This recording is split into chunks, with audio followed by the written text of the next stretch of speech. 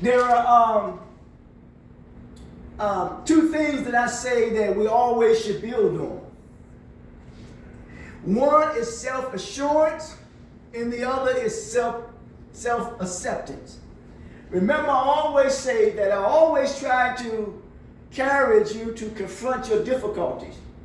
Because when you confront your difficulties, you change the perception of how you see yourself, and you change the perception of how you see yourself in the world.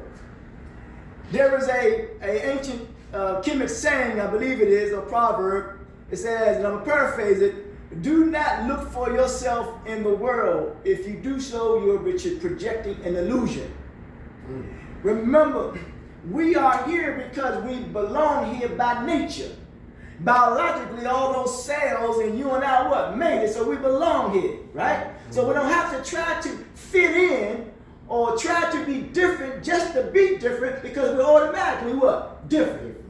Yes, and we have to accept that, and we have to embrace that. And when we embrace it, then we can enhance it, and when we can enhance it, then we can advance. And that's technology, ain't that something, man? Now, we see this here now. We said that self-assurance. First of all, the self is the soul. We want to continue to invest in who? In ourselves. We don't want to disinvest in others, and we're making others feel as though that they are better than us, and we invested in them, and next thing you know, they feel so good about themselves, and you don't feel so good about who? Yourself. Huh? Yes. Because we don't want to get to a point where that we feel empty and void.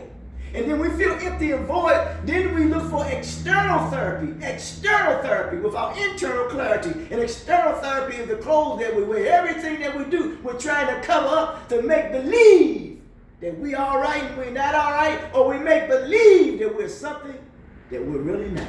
We be very pretentious, very pretentious. Because remember, when you pretend to do something and you're in any institution and you go somewhere, they gonna test you and see if you say who you say that you are.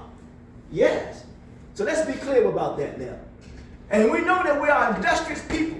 That means we like to work. But the thing is, we got to work on us that we can become a more decent, respectable, honorable human being. Self-assurance now, the two things. It is the confidence of one's own ability and character. That means when you talk about your own ability, that means you must stand on your own 2 feet in your own merit, which requires for each and every one of us to be responsible. Ain't that something, man?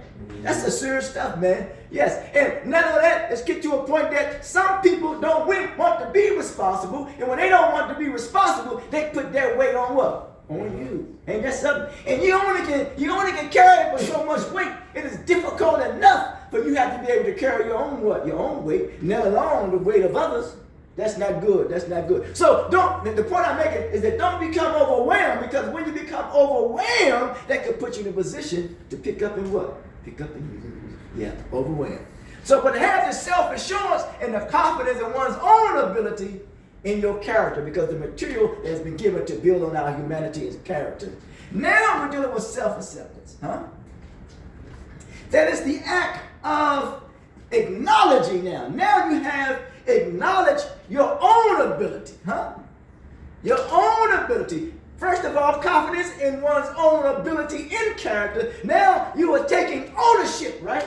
You're taking ownership now of the consequences or the decision that you make. And you don't want to be spooked out by saying, I'm being haunted by demons. No, we are haunted by the decisions that we make. That's true. I'm saying, I'm getting what the Bible says.